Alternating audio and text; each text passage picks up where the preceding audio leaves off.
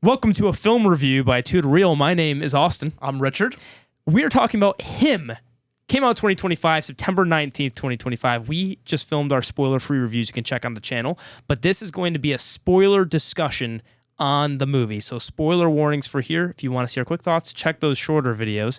But the movie Him, I want to hear I know what your score is, but if you want to give your overall score and thoughts, then we can go into our full categories and breakdown. Yeah, I gave this film overall a 1.5, which on our rating scale is bad. Bad film. I've sat on it longer and my score went down. I had a much higher, not much, but I had a slightly higher score when we walked out of the theater, and I gave it a much lower score as time went on. Ultimately, the worst part about the film is the themes, the thought-provoking nature of the film, and the dialogue. Those things sucked pretty bad. So, yeah, ultimately flashy but empty film. Yeah, I left the theater. I had the same scores from when I left the theater yesterday. 2.5 stars. Disappointing. Disappointing film. I went in with lower expectations. Got what I expected. The worst category for me was thought-provokingness of our 6 categories. If you're new here, we rate things in 6 categories so we could discuss all aspects of a film. But yeah, that was the lowest, definitely. But then highest one was filmmaking. The filmmaking was very solid. I liked the visuals of the movie. Was it enough to make me like the film? No, but I think I appreciated it at least. So yeah, that was also my highest category as well. Yeah. But it wasn't that high. And Him, if you're coming in here way later watching this video, Him is a sports horror film directed by Justin Tipping, produced by Jordan Peele, and this whole film it's reminiscent of Whiplash and other types of films. Again, and also Get Out. Get Out. Yeah, we talked about this in our spoiler-free reviews, so we're just going to get into the meat of it. Let's just do it. Sure. Right? So emotional impact, our first category. What'd you give that out of 5 stars? Give it a 1.75. Very flawed. I gave it a 3-star neutral. Neutral. Yes, I give it a neutral. Now, why so high? I'm neutral. Yeah, of all the things, of the sum of its parts, I wasn't offended or insulted by the movie in that way. Because when we're talking emotions, the intended emotions of the film, it's horror. It's the sports horror with a lot of gore and visuals. And there's 2 scenes that stuck out to me for, hey, it was going for horror, and I was gripped by the first scene. I'll talk good, then we can get into the bad because I was neutral. But the scene that gripped me probably the most was the shooting with the shooting machine ball into the guy's face as our main character, Cameron, had to throw a football to the guys. And so there's the setup scenes like that, where that one plus the sauna scene where we got a little bit of conversation between the 2 characters. And then anytime there was the weird like Mad Max Fury Road looking figures in the background that were crawling, and then just weirdness. I liked the weirdness, and the movie was weird enough to make me not overthink things and go like, okay, just accept it's strange. And like I was like, oh, this is fine. I guess that's what my reaction was. Because as far as the horror aspects went, I was like, oh, it was fun to look at and didn't bore me. So I was neutral in that regard. I'll probably agree with what you're about to set up in the bad aspects now. But what did you think emotionally? Why to you was very flawed? I mean, the reason why it was very flawed for me is I was checking my watch a couple times in the movie. That's sacrilegious.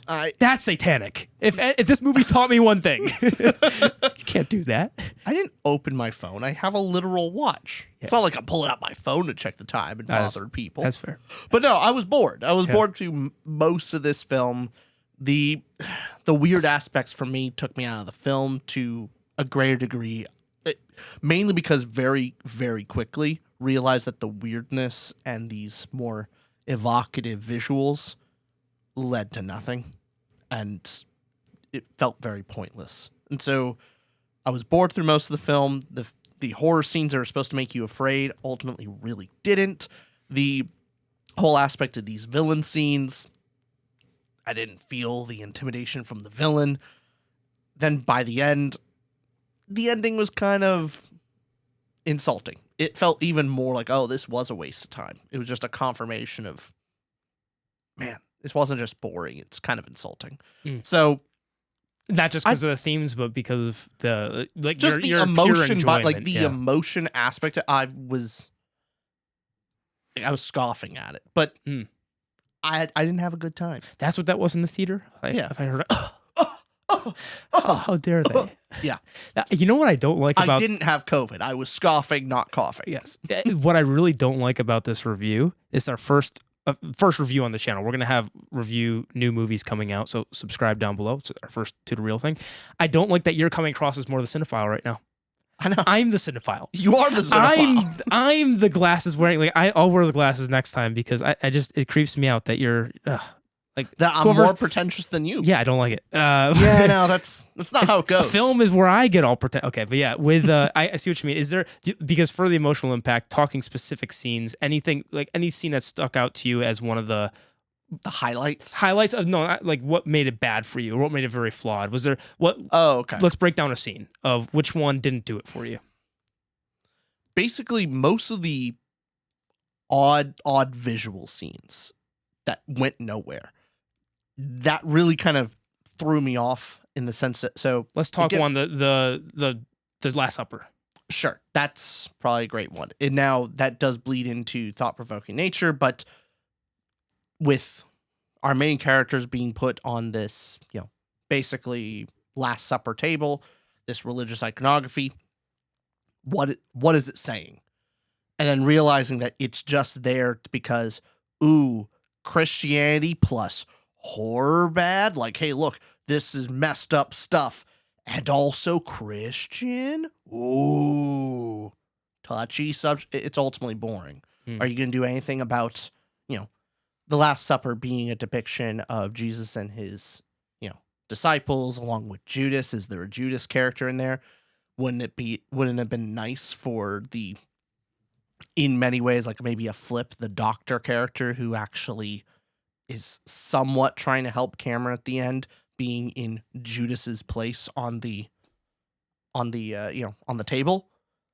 No, I don't know. Anything to say with it.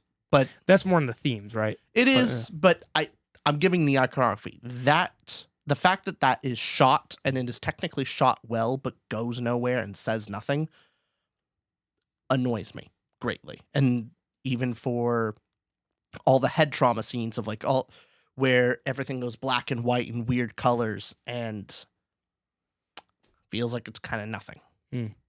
That's just the general vibes were not there. The vibes were not there for me. Yeah. And the stuff that's supposed to be evocative bored me, and realizing it went nowhere. God, it wasn't even in the War of the Worlds, like fun to hate kind of movie. This was just more bad for you. Yeah, it's just I haven't even seen that movie, and I do need to see it. Yeah. So it's just emotionally speaking, the horror aspect, I don't think it did a bad job with making the atmosphere and making the scenes with our main character Cameron and Isaiah. Okay. Let's caveat it with this then. Isaiah Thomas White. Isaiah White. Isaiah Thomas is a basketball player. Isaiah White.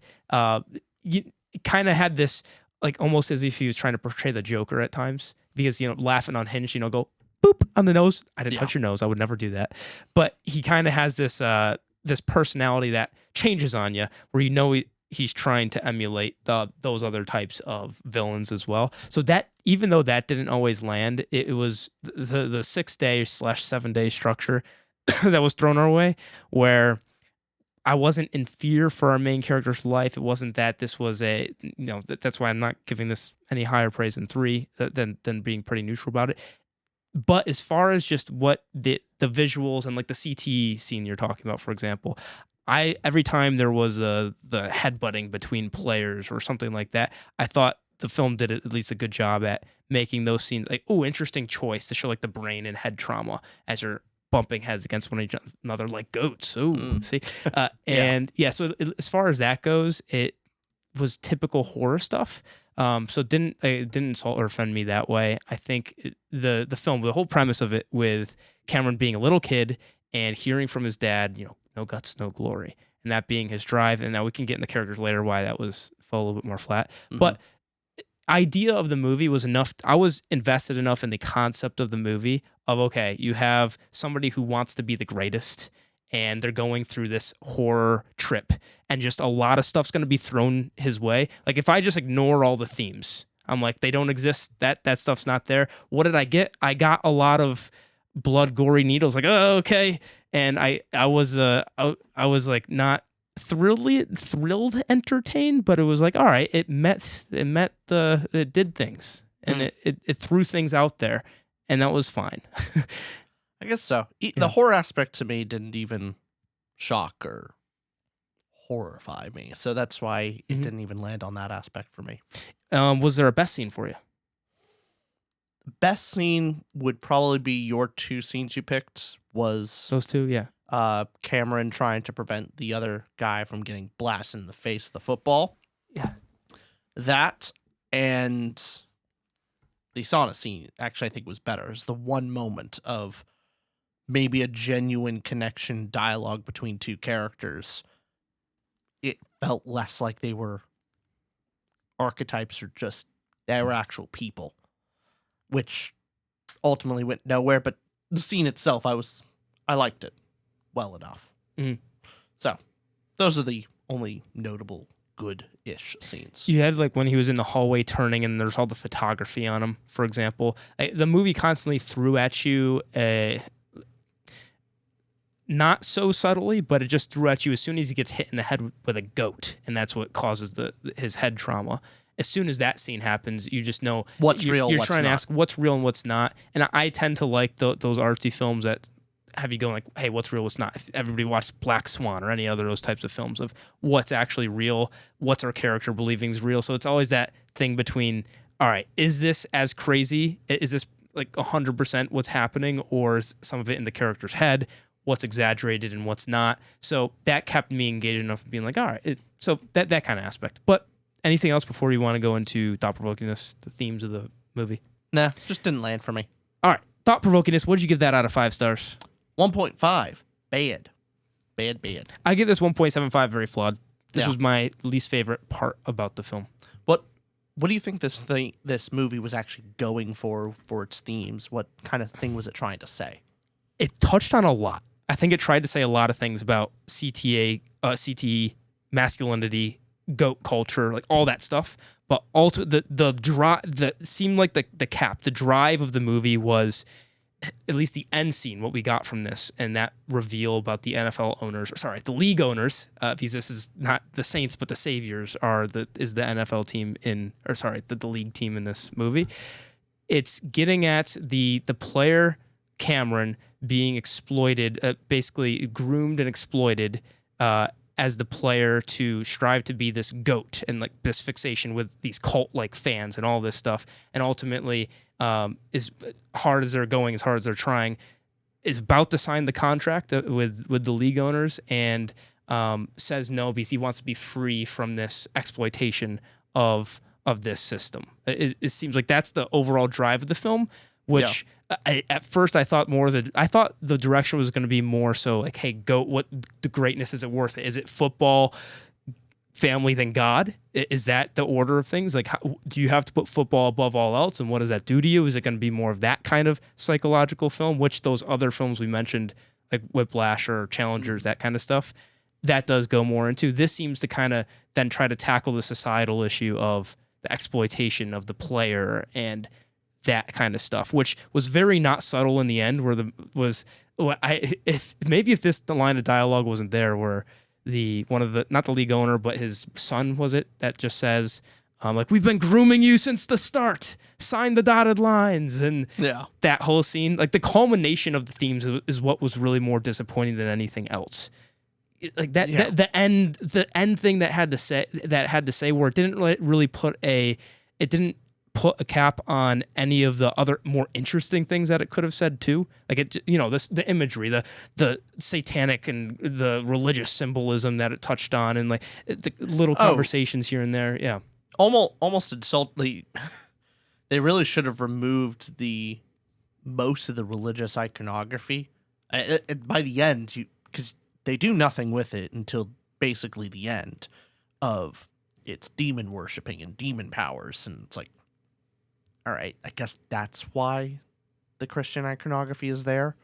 But then again, like, feels mostly pointless. I feel like it's there to show like this football, replacing God with like this mentality of goats and sacrifice for everything. It's that whole line of football, family. The God's at the bottom, football, and you were at the top. Like you, Yeah. I think that's the point. I think. I think so, but they did very little with it by the end. Yeah, there's also the racial component of all the league owners being, the old white people, and then our two goats, the actual original goat, and then the up and coming star, our main character, are both black men, performing African. and pushing. He makes a joke. Oh, in yes. the One sauna, is yes. African, yes. Makes a joke in there, yeah. That they're fighting and, breaking themselves for the sake of, the white man that owns them. And ultimately, just it fails because it doesn't tie that in with the rest of the movie. It's tacked on right at the end. And you're right. Most of the film is internal, introspective about what does it mean to actually strive for the best? What does it mean to sacrifice everything, including family and God? Do you need to do that?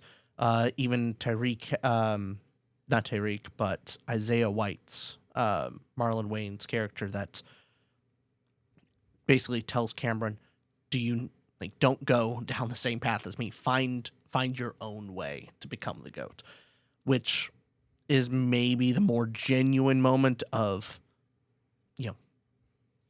is it even true that you have to sacrifice everything to achieve greatness? It's the common theme of like really great artists must be tortured, and that the only way for beautiful, great, and superb things is through pain, suffering, evil, and all this. That's why, like, to become the greatest football player, you have to sign your soul to the devil. Like, is that even true? That's what most of the movie is setting you up for. That's what it's about. Do you need to give that much just to achieve greatness, or that's the interesting question, I think. Yeah, that's the more interesting question. And then the end just disregards all of that, and it's just external factors that are influencing. I find that pretty piss poor. So yeah, a lot of it too is it's tackling that issue. Oh, good. Think about like the difference between Whiplash, which it is all internal. There's a little bit of the internal external of is it our main character, or is it the teacher? How much influence? They go both ways. Are they exploiting? That's interesting in its combination there, but it is internal. It's an internal, like Whiplash is all about an internal struggle, and then Get Out is external, societal. Like the whole film is built around that. This film, like, it tries to do both, but ends up poorly. Would have been more interesting to you if it was more the fans and like the culture around that, because we got a lot of that throughout, just the insane fans, that cult-like fixation on hero worshiping. Hey, we hero worship the GOAT. Well, think what the fans do and how this is. You put somebody on a pedestal and you start to form this type of ego. Maybe that would have been more interesting direction. I think it would have been more interesting if Isaiah White was the main character, like fully the main character, and we get to see a bit more of his human side of this tough surface. He's the GOAT, and everything about him is football, and that's being taken away from him by the owners, and make him more of a sympathetic villain than they kind of try to at the end of this movie, but ultimately don't. I think that would have been a more interesting film on exploitation rather than trying to do Cameron being the internal struggle that ultimately, it's exploitation and he overcomes. I think it would have been better if Isaiah is basically being forced to groom his replacement, knowing that's happening, giving away everything he's ever had, and then add on top of, did he even earn it? Was it given to him? He would have been far more interesting, I think. I will say too, this movie also has the struggle of like, maybe I just probably disagree in general, of like equating sports stars to sweatshop workers. It's just my general poor millionaire. No, my general opinion is just like it's the funny theme of like what it's really trying to get at is like the exploitation of these superstars. And I'm going like I get that, that fame can come with consequences. Obviously, there's paparazzi. There's all these things that, again, the movie could have went more into to be more interesting. But the point of it being like, we got sweatshop workers and NFL players. They're right there. And I'm just going like, I don't know if that's the same, especially because, also the athletes, again, I'm taking just real world opinions into this too, but every athlete I know is just like loves doing what they do. It's like, hey, I love like Brady, who is the actual GOAT, like retires and is like, I'm back in. I just like, he didn't need the money. He's just like, I just want to keep playing football. I like throwing balls. Yeah. Like, it's not that hard. It's not that like not that it's not the skill of throwing a football, but it's not that deep. Yeah. I think it's not that deep as far as like, hey, we're playing some games. Trying to compare it to, trying to compare the league and NFL and football to the same thing as like the slave auction type deal. There was the whole Colin Kaepernick thing of trying to compare the two. Oh, I just got a cramp. Oh, keep going. Oh, you yeah. But yeah, the Kaepernick stuff. Yeah. I feel like this is trying to do the same thing of the league ultimately taking these black men and measuring them, strip them down naked and like measure, oh yeah, this wingspan, all this stuff. And yeah, trying to compare the two feels insulting because these people make billions of dollars every year. Yeah, they are pushing themselves. They're doing something incredibly difficult and hard and sacrificing a good bit of their health, all these things. But it is a choice. It actually is. It's not like it's not this whole like, oh, you were groomed, you have to do it. No, you don't. You don't have to do football. People who do football love football. Either that or have, trauma behind their parents. I don't know. There's that. Well, this is getting into like he wanted to quit football and his dad was telling him to, you disappointed me. Like, you got to get back into football. So is it pressure to do something? But then is that the league's fault? Is that also that Charlie horse? Like, I held that in for like. Was that bad? I held it in pretty good. That was. I always sit on my knees, which is a bad habit. But yeah, sorry. Just my personal problems. Yeah, okay. I could not make it in football. If I'm sitting in a podcast chair, I sit too hard. I'm struggling. But yes. Yeah, so I just would have rather this movie pick a direction. If you're going to go with the exploitation route, I think Isaiah White would be better. If you're going to go down the more introspective routes of like, hey, is greatness, is being the best worth all the sacrifice, and you want to make Cameron your main character, then the ending would have to fundamentally change and make Isaiah far more of an antagonist, far more of an unsympathetic villain. Gotcha. I think. Yeah, with these talking about, are you forced to do it, the exploitation aspect. In the sauna scene, there's the question that Isaiah asks Cameron, and he gives him the choice. He says, hey, if you were in a prison and you were offered food or freedom, what would you pick? And then he starts walking out. He goes, food or freedom? What would you pick? If they're starving you in a prison, and they offer you food or freedom, which do you even really have a choice? My pea brain answer was like, well, I'd choose freedom and get some food, right? That was my answer of like, maybe that's also the film saying, hey, Cameron should break out of this and be free. But I didn't find the question, the food or freedom, just going like, I don't know if that works as an analogy. I understand the point the analogy's trying to make. There's a better way to do that. Yeah. You know what I mean? Yeah. It's like a would you rather that's really easy. They ask would you rather, hey, would you rather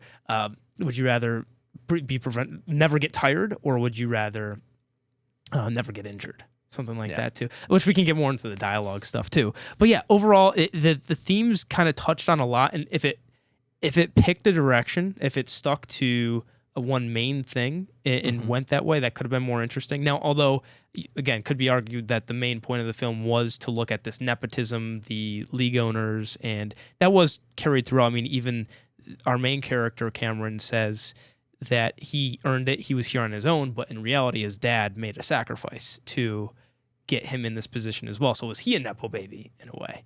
I mean, there's all that too. So again, there's so many visuals and stuff to look at here that you could.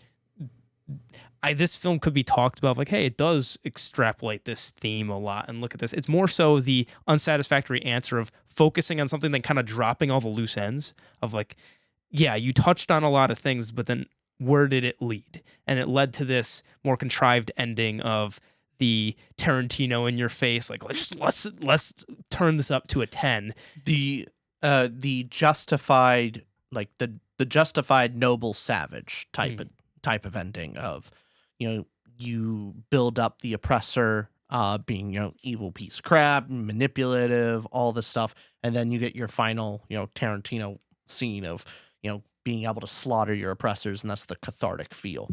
And for that catharsis, you really do have to feel that these people were actual villains and exploitative, and the fact that they're really only there at the very end makes it feel more hollow.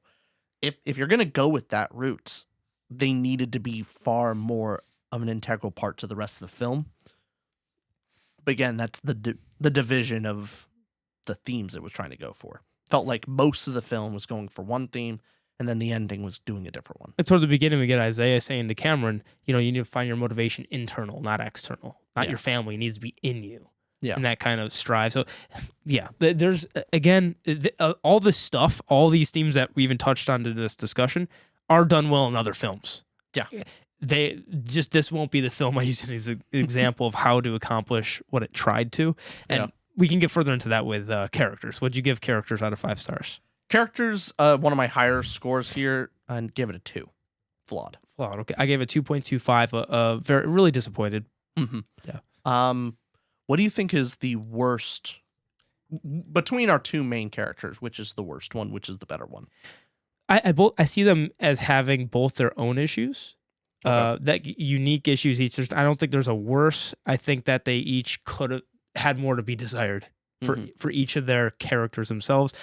I guess I would say Cameron, our main character, is the one who there was the attempt at depth there. Like he had something to him where his father put him in this position where he's now Cameron's playing football to forget about it doesn't, his dad's not gone if he keeps playing football. Like that scolding he got, the last conversation with his dad, this is his way of coping with that. There's something there. And then we get boom, Last Supper. You're going, wait. We're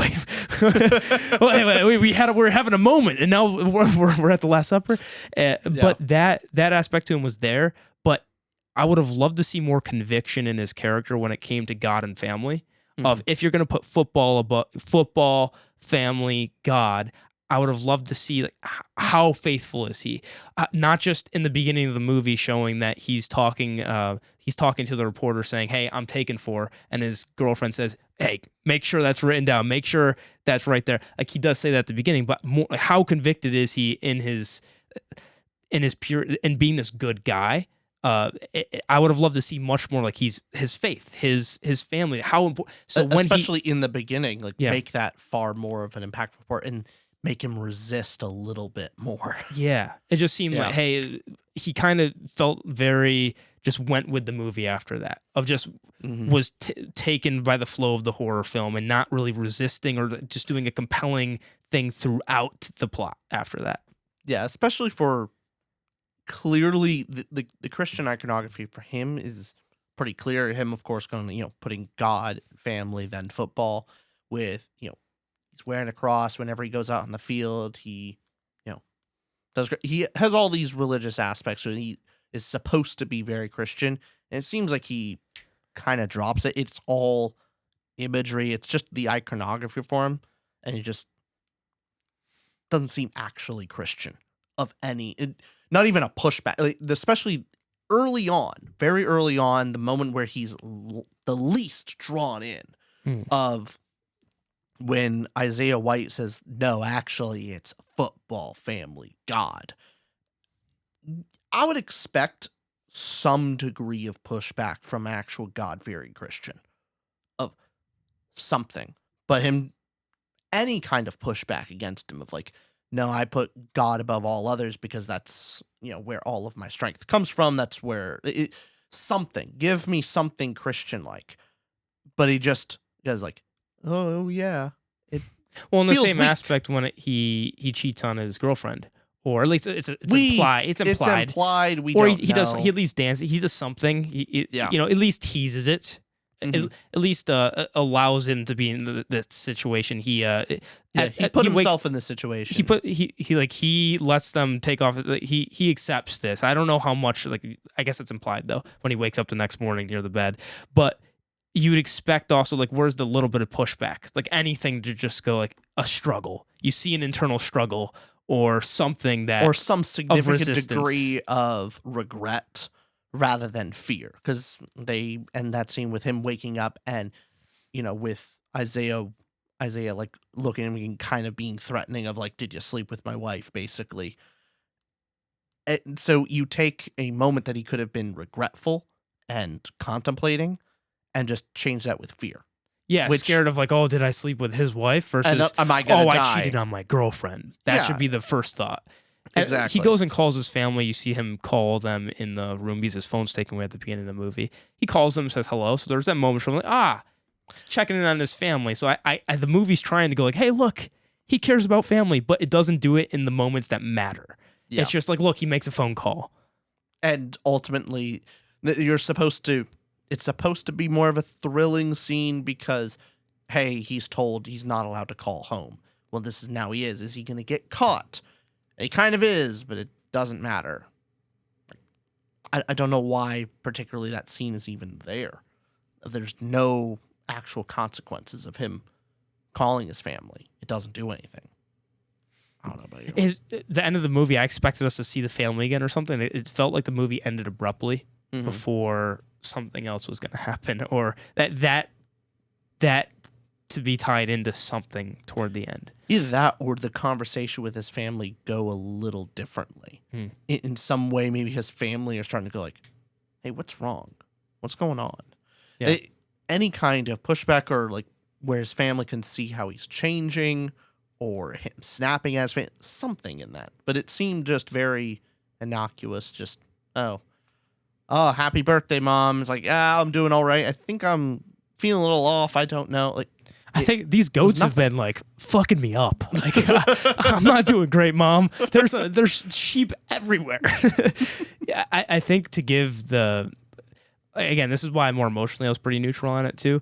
The best thing I could say for the characters, or for Cameron in this case, is everything that's happening. The audience is also questioning: is that particularly real or not?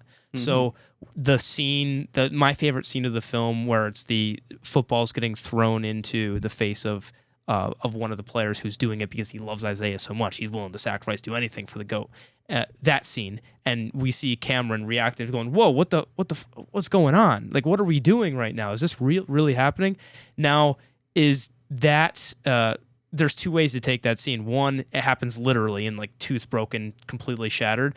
Or is it like hyper exaggerated to where, the football's actually like hitting his chest? Right? Is it not as extreme as was shown in that scene, right? Now, that's completely up to that's the question that all these kind of horror films lead to of, is this real? Is this not real? So for Cameron's case, of any time that we're expecting him to be more convicted about faith or family and all this stuff, well, is that exactly how the scene's going down?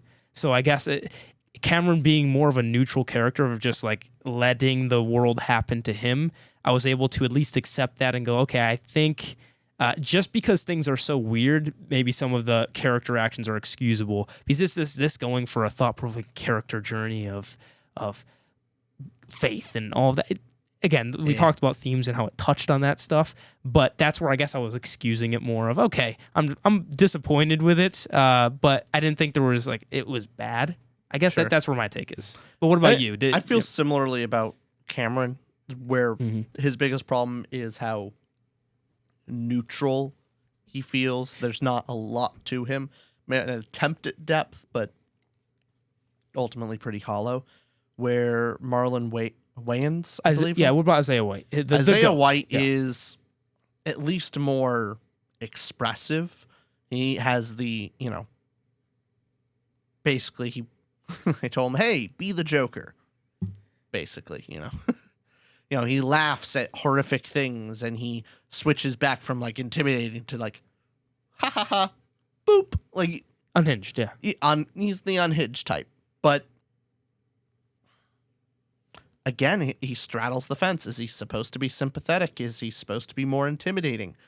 Him trying to make him more sympathetic makes him less intimidating, and vice versa.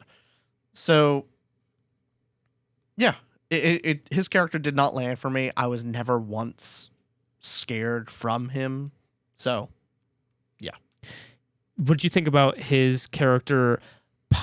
How did you take it when he was saying throughout the film, Dave 1 and 2, he's teaching him how to be a goat, how to be a leader, how to have poise, all these things that we see throughout the film in the title sequences. He's doing do it like this, but then in the sauna scene, more so takes a step back and says, "Hey, find your own path." What do you think that was?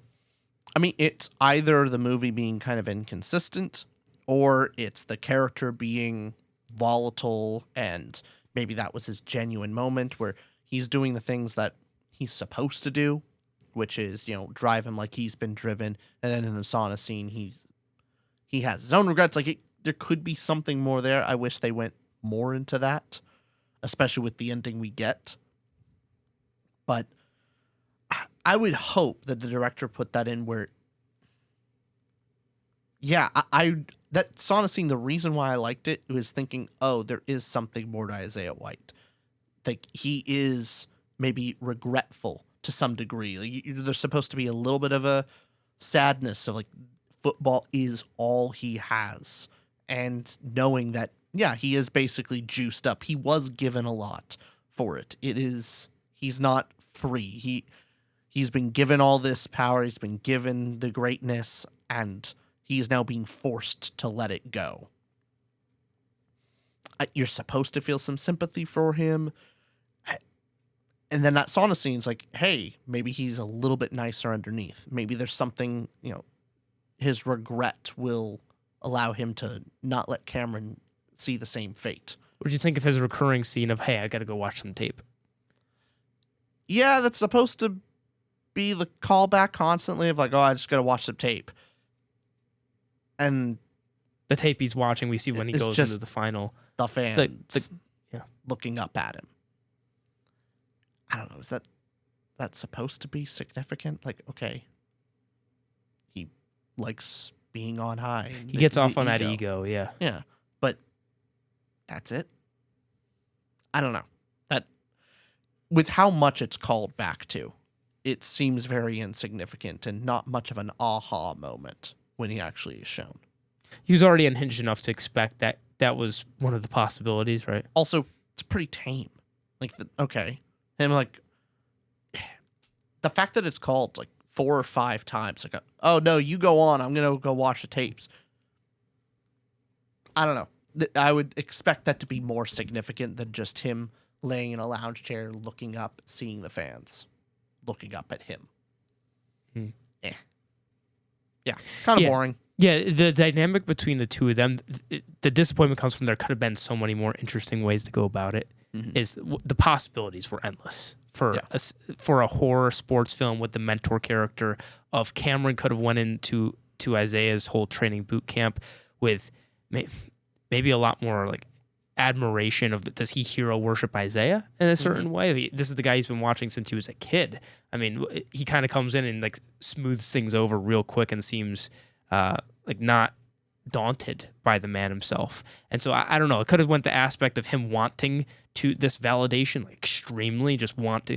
It could, where the whole film, the atmosphere was scaled up to 10 with all the horror stuff, could have done that with the characters. I would have kind of liked Cameron to be more than just not self-insert, but more of the neutral, the letting the plot happen to him, so to say. Or seeing a dramatic difference in his character when he's in front of Isaiah and all the other characters. Is he a little bit more himself around others, and does he let his hero worship of Isaiah White change him more? Which is supposed to be the case in the movie, but as far as personality-wise, he seems the same in front of Isaiah than he is in front of the wife or just the doctor or anyone else on the compound. And then ultimately the end scene of freedom. He doesn't sign the contract, slays everybody, and that is emblematic of his journey, his character arc of he is free from these chains of this goat, this sacrificial, this Yeah, he gets all the exploitation. fancy demon blood. Mm. He still gets to keep the demon blood. He's just going to sign with a different team. Yeah. Yeah, what did you think about that? What it did for his character arc at the end scene? Did that make sense? Did that? I guess it makes sense, but it's just kind of dull. Like he already killed the guy, killed his hero, goes off, and then realizes that he's been groomed from the beginning, so he just kills them all. Okay. Like it makes sense. I understand it, but it doesn't feel built. It doesn't feel like the obvious. It doesn't feel like a hard choice at the end. Of course he would do that. Mm-hmm. I would have rather, like, if it's going to be obvious, you might as well give some catharsis of like have it built up and you want it to happen, rather than, ooh, here's the twist, and then he does the obvious thing. It's less impactful. Gotcha. Yeah, his again, that kind of more ties back into the theme of the film, and what It does. that ties into the theme and his character freeing himself, and I guess that scene as well, going the Tarantino route of it.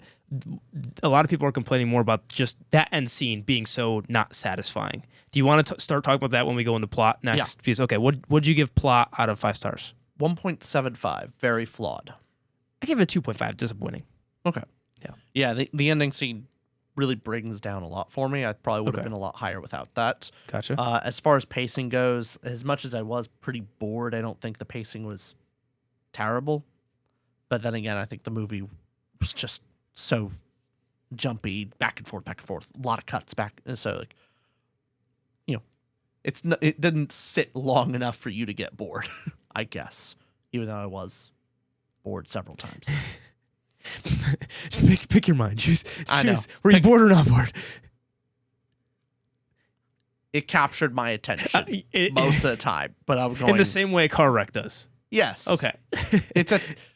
It was like a TikTok scroll of Gotcha. I'm doom scrolling and I'm bored as hell, but I keep watching because flashy colors. Mm, That was the movie. Got I it. had lots of flashy colors in my eyes, but I was bored. gotcha. But no, and then the whole breaking the movie down into the days felt tacked on, pointless. Like For normal, art's sake. yeah. Where it's like day one, I don't know, training. Day two, I have the day's title. Day You 1 have was it. fun. day one fun. Okay. Then day 2 is poise, and that was the ball throwing, like Yeah. you maintained poise. Day 3 is leadership, and that's where players were told to hit Cam as hard as possible. Yeah. Remember, he was like swerving in that kind of scene. Oh, I like that scene too. Then day 4, resilience. That's where the sauna scene happened. Day 5 was vision. And that was the gun scene. And then day 6 is sacrifice, the Last Supper. Yeah. And then day 7 had no title. Yeah. Normally you break those things down because they're distinct parts of a film and like worthy of some degree of separation, of a little arc within it. And even though each one of those sections, I guess, has an individual point, it doesn't feel like enough to justify breaking it off into segments and ultimately forgettable.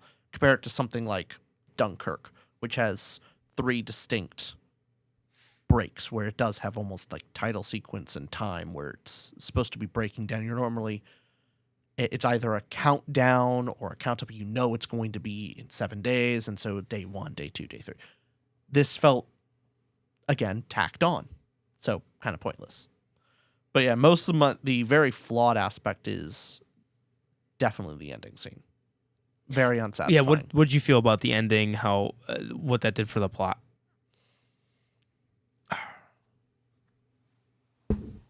As far as plot goes, the ending with it's demons, it's the league owners are just evil, and then ultimately all of these evil demon people, they don't have a gun. None of them. They just are going to stand there and get killed and kind of be pathetic. Like, they're supposed to be these all intimidating, demon worshippers. They've literally controlled his entire life, grooming him as a child, and then they're like blubbering pathetically because he won't sign. And also the fact that you're taunting him, like you want him to sign, and then you show them the picture of proof of like, yeah, we were here from the beginning, manipulating your life. Why'd you do that? Don't you want him to sign? Like, why? Why would you admit to that? And then so like, we've controlled your whole life. Sign it. And it's like, they're dumb. They're idiots. That's where the subtlety went out the window for me with the theme. It was just like, all right, that's a bit on the nose. Yeah. Yeah. I mean, there could have been so many better ways, slightly more subtle. Doesn't need to be super subtle, but some degree of cohesion. Either that or it's supposed to be complete nonsense and none of it's actually real. I don't know. Did a demon actually drag the person and blow him up? I don't know. Maybe. So it was very unsatisfying. Yeah, the credit I'll give for the plot is a lot of movies that where I really don't like the plot, what it comes down to is I'm just going, hey, I can't even make a good movie out of this. And what would I change? I would change a lot, but I would just throw out the baby, the bathwater, and Richard. I throw it all out. Yeah. So there's a lot of movies like that where I just can't even find the good in it. And this one, it was disappointing, but ultimately where I was like, oh, there's a good movie here. There's some aspects to this film where the concept of this, it's not fantasy, of football horror film where it's talking about that goat sacrificial mentality and him going through these phases, which again, I agree with you, the 6-day, 7-day split, having the artsy titles, and then just being, different kind of challenges thrown his way or segmented. Sure, it makes sense, but was it optimal? It wasn't optimal. Very unnecessary, and you felt like it was there because other artsy films have done it. It was, style over substance, right? But in this movie, I could see, went to see this in theaters and I see the excitement of what this movie could have been. It's more so if it went a different direction, I would probably really enjoyed this movie of everything that we set up to this point of how it could have tackled more focused, or the characters could have had more of a friction or convictions that then led to a more interesting conversation about goat mentality, that kind of stuff. But also, I think, did you like the idea of the film at the very least? Just concept poorly done, would you say? Or did I that see not why other people would like it, but I'm not much of a sports guy. So right out of the gates, I'm not as intrigued with the idea. So but that's not the movie's fault. That's me. That's a personal preference thing. So I'm not jazzed by the idea, but I went in there with more of an open mind. I know it's not for me. Exactly. Yeah. The saviors in this in the movie too. The NFL doesn't work that way in the real life with how the draft worked, but it's movie magic. You have to be a little bit off. Like the movie F1. I don't know what F1 is. I don't watch F1, but it was it was a fun movie. Yeah, true. The rules were probably off, but who cares? Yeah, no, there's some things in there. Seems like he's breaking a lot of rules, which is the point. But yes. I don't know. The Maverick types always have to break the rules. Yeah. But I feel like this movie, if it had everything it did even before that final sequence with slaughtering everybody, if there was 30 more minutes, 40 more minutes to the film, and it had more completion to the promises that were set up, the promises of family is a big part of this story. It's signified or it's called back so many times that there's going to be some gladiator type fight between him and Isaiah, which does happen. And then he goes out to do this. I guess if there were more threads complete, and that if there was more outside the compound, or I don't know, it felt like there was something more to the end of this film that could have made it more of an enjoyable experience. Like, for example, when the film starts with him as a kid listening to his dad, "No guts, no glory." I'm a big fan of parallel structure. Like that would have been, I don't know. I'm just throwing out ideas here, but you could even have this film time skip and show him as a father and with a kid. I don't know. There could have been so many directions this film could have gone that wasn't just the slaughter scene and kind of make it less subtle and in your face. But anyways, plot wise, you describe it as a TikTok scroll, just doom scrolling on something. I could see that. Did any of these scenes, any of the breakdowns? So there was the fun day, the poise day, the leadership day. Anything stand out to you as the most gripping? None of them. No, they all blended together. There wasn't a particular grabbing scene Yes. or grabbing day.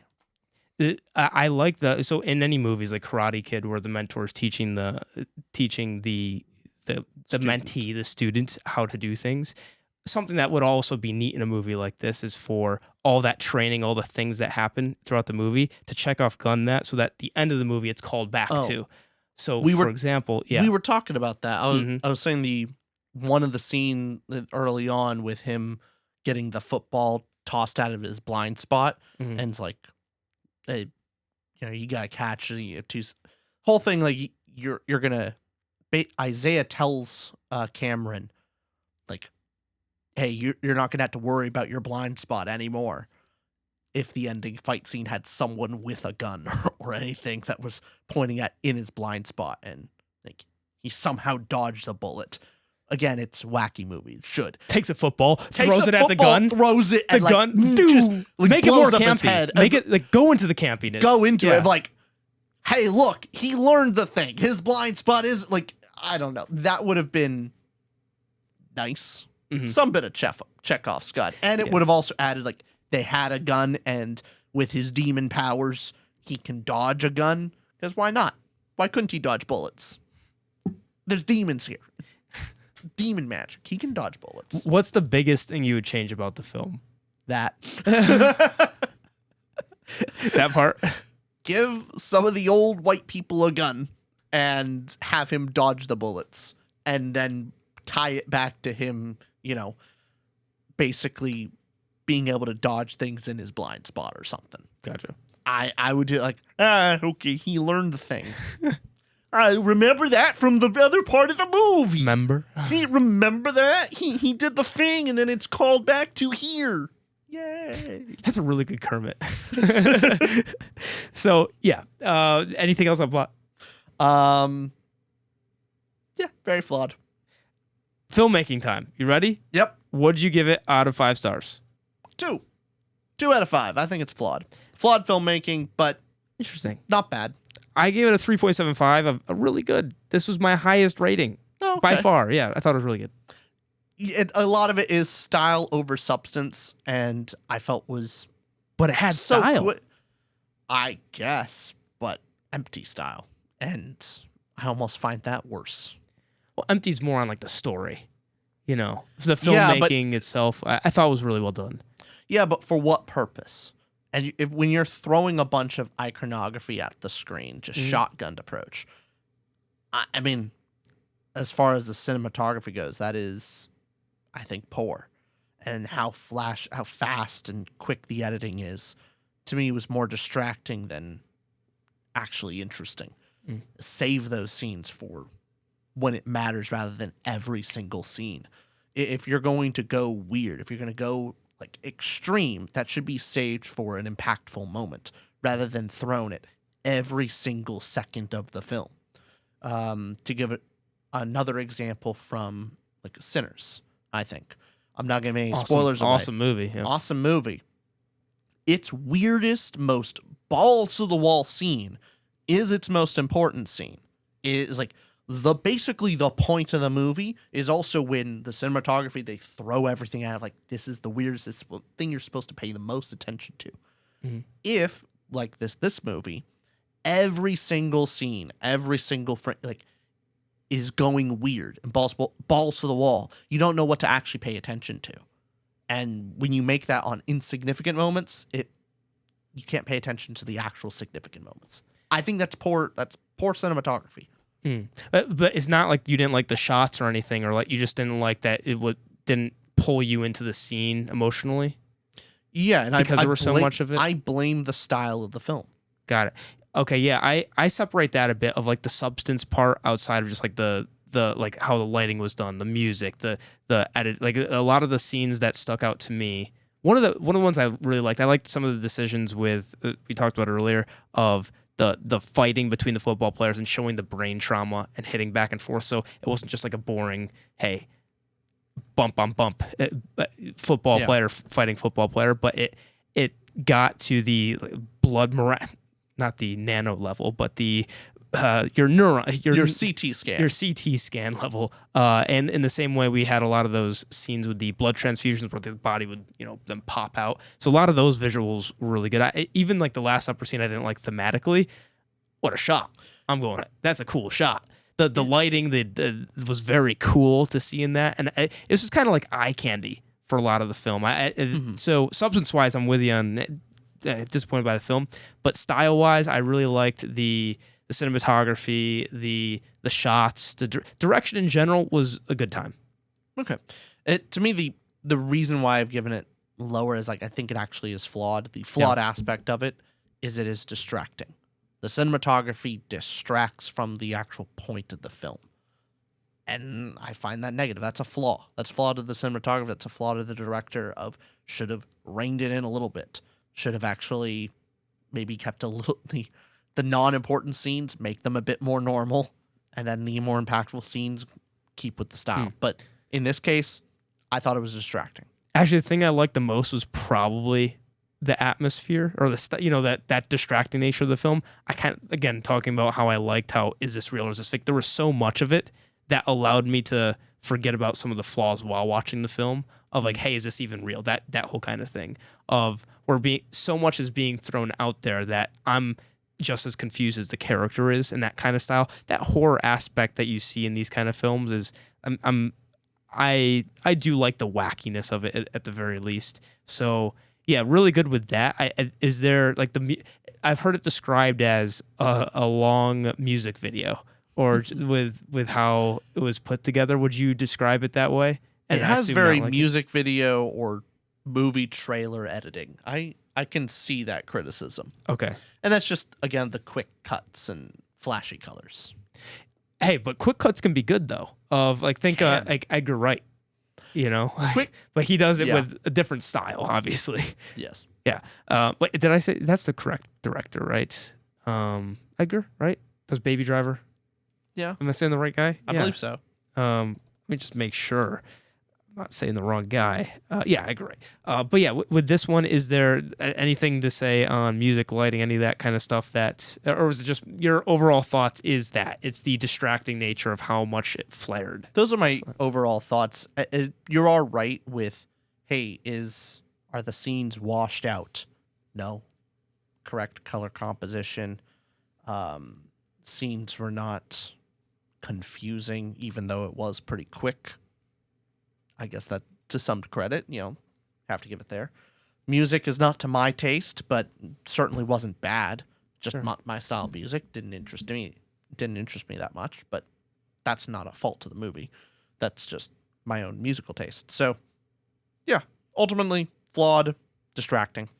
Yeah, constantly. I would say why the movie wasn't like awful to me or bad to me. The one thing that kept it going was it was pretty to look at, and it was the thing in all of the scenes I watched, my favorite part of each scene was the visuals. Like if you put it that way, any of the scenes we talked about for the most, even the final scene that I don't like plot wise, I thought looks cool. It was like, oh, that's wacky, weird, fun. The cutting off the head, blood all over him, cheerleaders in the background. I mean, posing like he's on the cross. Actually, that's the cover of the movie, which having the ending as a cover of a movie, what a risk. What a risk. I like the balls. And yeah, it's more so that for filmmaking wise. Okay, anything else? Nope. Let's go into dialogue. What did you give dialogue? Dialogue. So I put, is this correct? I put dialogue / acting as well. Like, I guess, sure. Yeah. If you want to. I don't. I gave it 3 stars for combined. The dialogue and acting, I gave it 3 stars.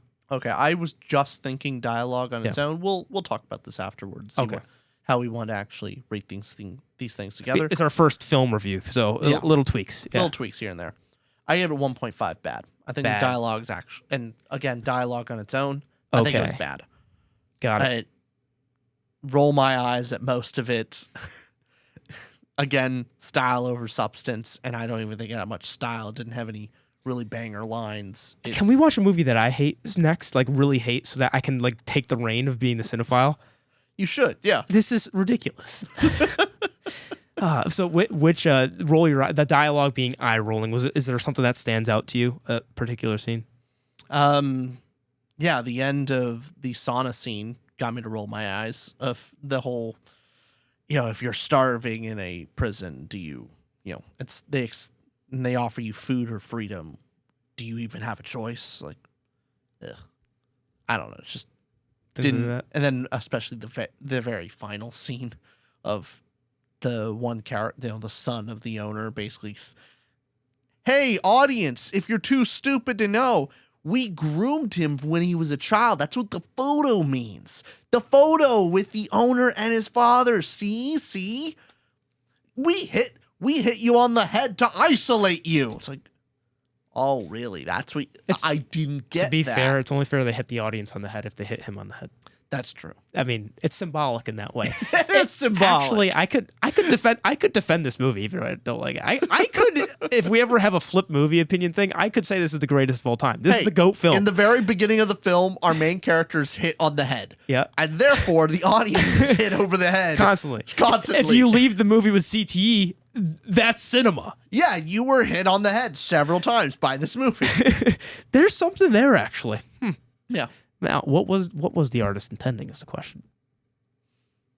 That's Not that. I assume not that. not that, probably. Now, okay, yeah, I gave this a 3-star, and the thing I didn't like was the dialogue. The thing I liked was the acting was fine. The acting was good overall, and combining that with lines that weren't given the best lines to pull off their roles. I think what this movie comes down to is the writing and the direction that this movie went was the problem, not necessarily the actors, or they did a decent enough job. Like, fine. So Marlon being the villain character, right? Yeah, Marlon Wayans. Yeah, I believe. He's in a lot of like not cult classics, but a lot of those older funny movies that are I agree. He didn't pull off the fearful Joker unhinged type. It didn't necessarily on the mark, but some of the lines he was given didn't allow him to prosper. I'm curious if that boop line was in the script or if he added that in there. But so some of the dialogue stuff that wasn't the best was the grooming scene, like you mentioned.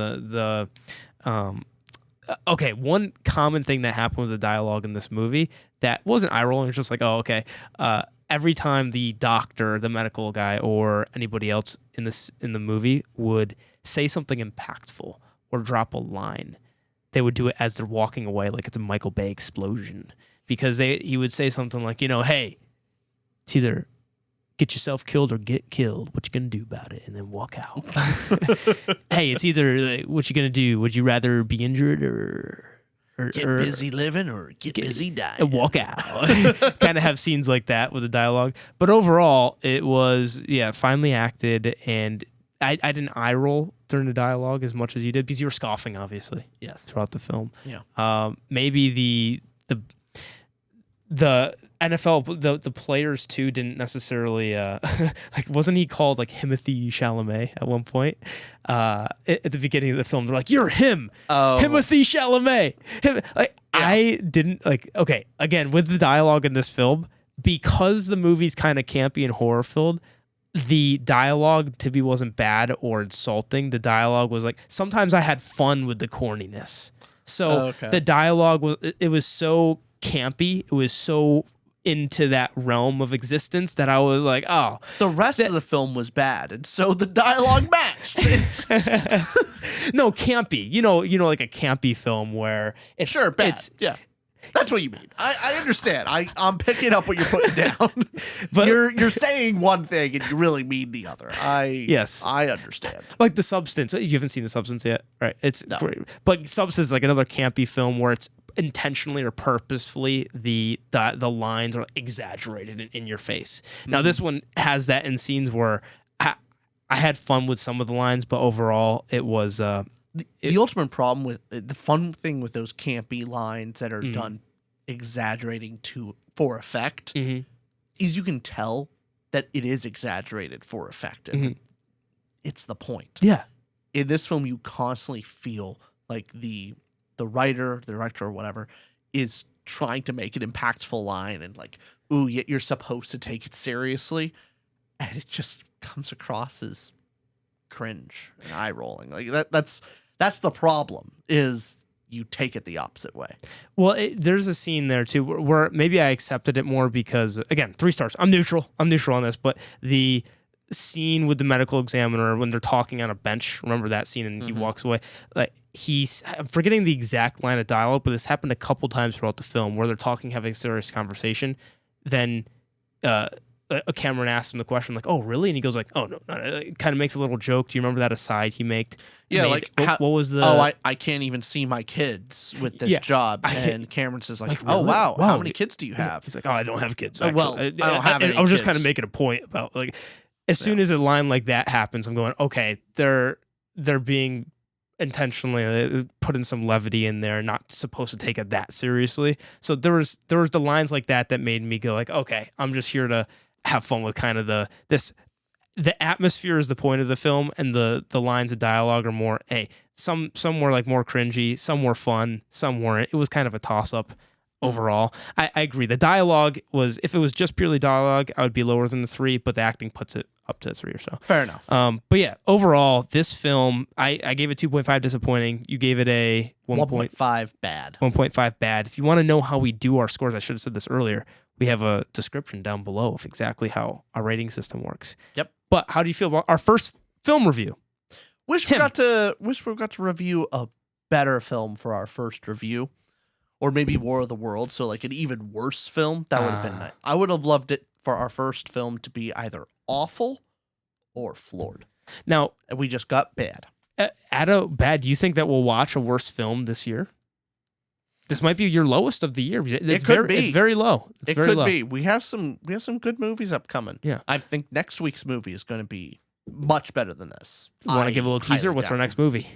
The one with Leonardo DiCaprio in it. What is that movie? It's the one directed by Paul Thomas Anderson. It's the Leonardo DiCaprio film coming. Let's see. It is called One Battle After Another. That has gotten great reviews. I know that him has like a 30% critic score and a 60% audience. I'm rounding up. I think it was like 28 and 58, something like that.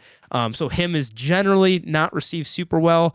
It's got mixed to negative to reviews. I think we're in the ballpark of where others are in general. Yep. So we'll see if we have any, what our take is on the next film. But we hope you all enjoyed. Anything to sign off with, Rich?